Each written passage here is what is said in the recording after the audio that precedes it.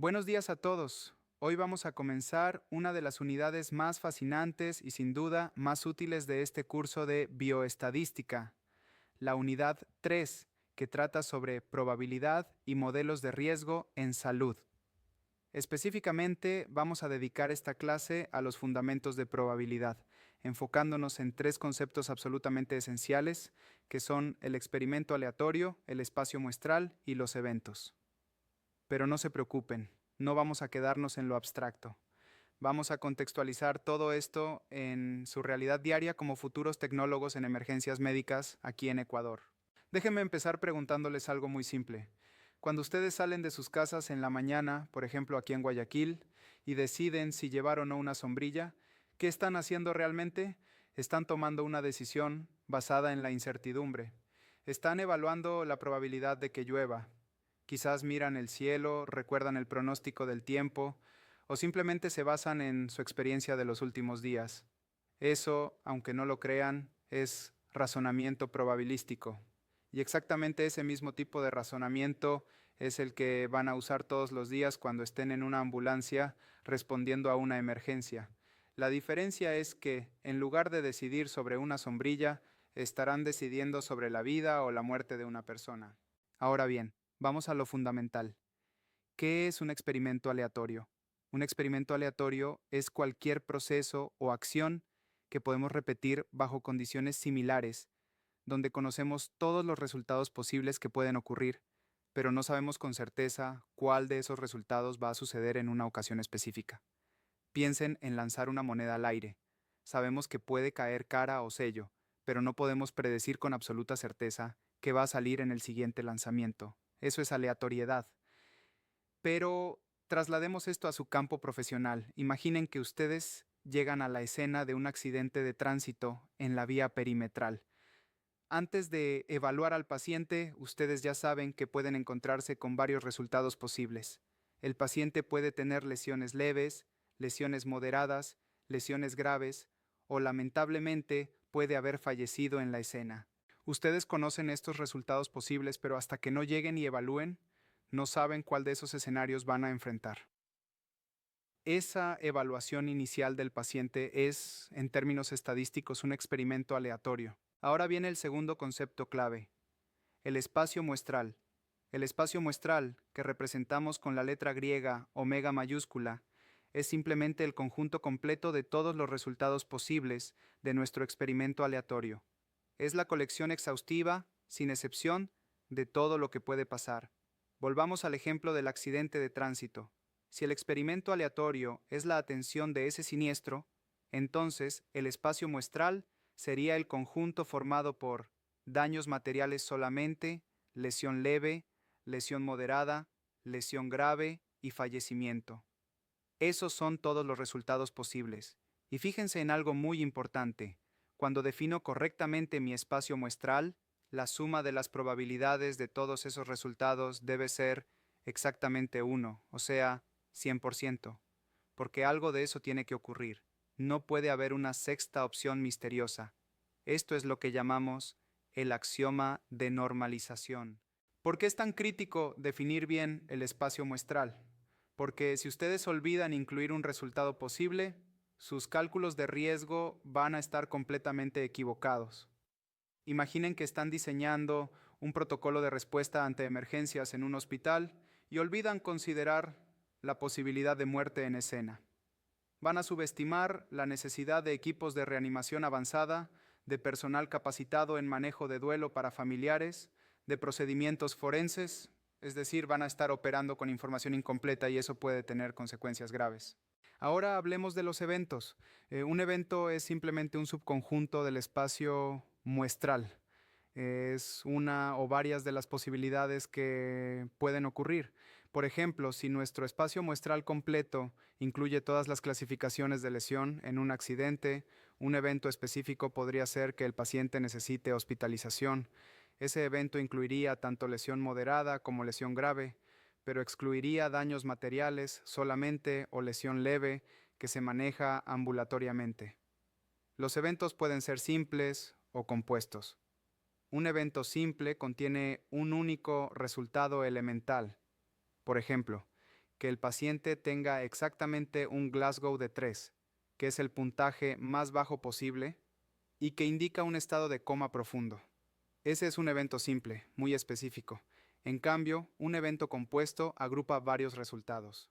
Por ejemplo, el evento de que el paciente necesite vía aérea avanzada es compuesto porque puede darse por múltiples razones, porque el Glasgow es menor o igual a 8, porque hay fallo respiratorio, porque hay obstrucción de la vía aérea o por otras causas. Todos estos son resultados distintos que llevan a la misma acción. Déjenme darles un ejemplo muy concreto de cómo esto funciona en el día a día de las emergencias en Ecuador. Según datos del SU 911 y del Instituto Nacional de Estadística y Censos, en nuestro país los siniestros de tránsito son la primera causa de muerte entre jóvenes de 15 a 29 años. Eso es un dato dramático. Y si analizamos las estadísticas, en un solo trimestre se registraron 565 fallecidos y 4.045 lesionados por accidentes de tránsito. Ahora bien, cuando ustedes como tecnólogos en emergencias médicas son despachados a atender un siniestro de tránsito, esos números definen su espacio muestral real.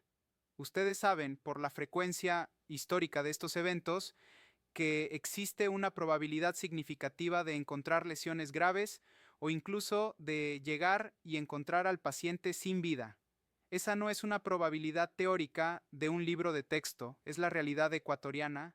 Por eso, desde el momento en que reciben la alerta, su nivel de preparación mental, su equipo, su velocidad de respuesta, todo tiene que estar calibrado para ese espacio muestral que incluye desenlaces críticos. Ahora vamos a introducir algunos conceptos adicionales que van a usar constantemente. Primero, los eventos mutuamente excluyentes. Dos eventos son mutuamente excluyentes cuando no pueden ocurrir al mismo tiempo. Si ocurre uno, el otro automáticamente no puede ocurrir. Piensen en el sistema de triage que se usa en el ISS y en muchos hospitales ecuatorianos, conocido como el triage de Manchester. Este sistema clasifica a los pacientes en 5 categorías con colores: rojo para resucitación, naranja para emergencia, amarillo para urgencia, verde para urgencia menor y azul para sin urgencia. Un paciente no puede ser simultáneamente clasificado como rojo y como verde. Es imposible. O está en estado crítico o no lo está. Esa es la esencia de los eventos mutuamente excluyentes, y fíjense que esta propiedad es fundamental para asignar recursos.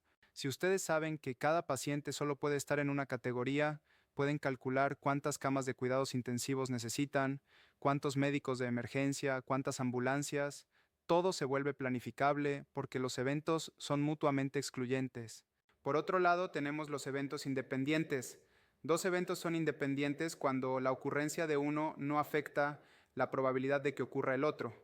Por ejemplo, si ustedes están atendiendo un incidente con múltiples víctimas, digamos un choque múltiple en la vía Daule, el resultado de la reanimación de la víctima 1 y el resultado de la reanimación de la víctima 2 podrían ser eventos independientes, siempre y cuando tengan recursos suficientes. Pero aquí viene algo interesante. En la realidad prehospitalaria, esa independencia casi nunca es real. ¿Por qué? Porque los recursos son limitados. Si ustedes usan el único kit de vía aérea avanzada en la víctima 1, la probabilidad de éxito en la víctima 2 disminuye dramáticamente porque ya no tienen ese recurso. Entonces, aunque teóricamente los eventos parecían independientes, en la práctica se vuelven dependientes debido a las limitaciones operativas. Esta es una lección crítica. Siempre deben considerar el contexto real de sus recursos cuando evalúan probabilidades. Hablemos también del complemento de un evento. El complemento de un evento A es todo lo que no es A dentro del espacio muestral. Lo representamos como A con una C pequeña arriba o A'. Y hay una regla simple: la probabilidad del complemento es 1 menos la probabilidad del evento original. ¿Para qué sirve esto? Es extremadamente útil cuando es más fácil calcular la probabilidad de que algo no ocurra que la probabilidad de que sí ocurra. Por ejemplo, imaginen que quieren calcular la probabilidad de que al menos un paciente de 5 que atienden en una noche necesite hospitalización. Es mucho más fácil calcular primero la probabilidad de que ninguno necesite hospitalización y luego restar ese valor de 1. el complemento también es vital para entender el riesgo. Si el evento A es la supervivencia prehospitalaria, entonces el complemento de A es el fallecimiento o la muerte en escena. Conocer ambas probabilidades es esencial. Ustedes no solo necesitan saber qué tan probable es que el paciente sobreviva, sino también qué tan probable es que no lo haga, porque esa información les permite mejorar protocolos, entrenar mejor, asignar más recursos a las intervenciones que más salvan vidas. Ahora vamos a un concepto que es el corazón del razonamiento clínico en emergencias, la probabilidad condicional. La probabilidad condicional es la probabilidad de que un evento A ocurra, dado que ya sabemos que otro evento B ha ocurrido. Se escribe como P de A dado B, con una barra vertical que separa los dos eventos. Este concepto es absolutamente fundamental en el triage y en la toma de decisiones rápidas. Déjenme darles un ejemplo real con datos de Ecuador. Los estudios sobre atención prehospitalaria en nuestro país muestran que el 67.3% de los pacientes con trauma que llegaron vivos al hospital fueron atendidos dentro de los primeros 10 minutos desde el momento del accidente. Eso es una probabilidad condicional. Es la probabilidad de supervivencia dado que la atención ocurrió en menos de 10 minutos. Este dato empírico es lo que justifica toda la urgencia de la hora dorada del trauma. No es un capricho, no es solo un protocolo abstracto. Es una realidad estadística. El tiempo condiciona directamente la probabilidad de vida. Cada minuto que pasa, la probabilidad de supervivencia disminuye. Por eso, cuando ustedes están en la ambulancia y el conductor acelera con las luces y la sirena encendidas, no están simplemente apurándose. Están modificando activamente una probabilidad condicional. Están aumentando las chances de que ese paciente viva. La probabilidad condicional también explica cómo funciona el razonamiento diagnóstico. Cuando ustedes llegan a una escena, tienen una probabilidad preprueba. Es su sospecha inicial basada en la información del despacho. Por ejemplo, les dicen dolor torácico en un hombre de 50 años. Ustedes inmediatamente piensan en síndrome coronario agudo, que tiene una probabilidad preprueba de alrededor del 40% en ese perfil de paciente, pero también consideran embolia pulmonar, que tiene una probabilidad preprueba mucho menor, quizás del 3 al 5%. Luego, cuando llegan y empiezan a evaluar al paciente cada signo, cada síntoma, cada resultado de una medición, es nueva información que actualiza esas probabilidades. Si el paciente tiene diaforesis, palidez, dolor que irradia al brazo izquierdo, la probabilidad de síndrome coronario agudo sube. Si tiene disnea súbita, dolor pleurítico e historia de cirugía reciente, la probabilidad de embolia pulmonar aumenta. Este proceso de ir actualizando la probabilidad inicial con cada nueva pieza de información se llama razonamiento bayesiano, y es exactamente lo que ustedes hacen cada vez que evalúan a un paciente, aunque no lo hagan conscientemente con números. La bioestadística simplemente les da las herramientas para entender y mejorar ese proceso intuitivo. Hay un último punto que quiero enfatizar antes de terminar esta clase: la importancia de evitar errores comunes en el razonamiento probabilístico. Uno de los más peligrosos es lo que llamamos la falacia del jugador.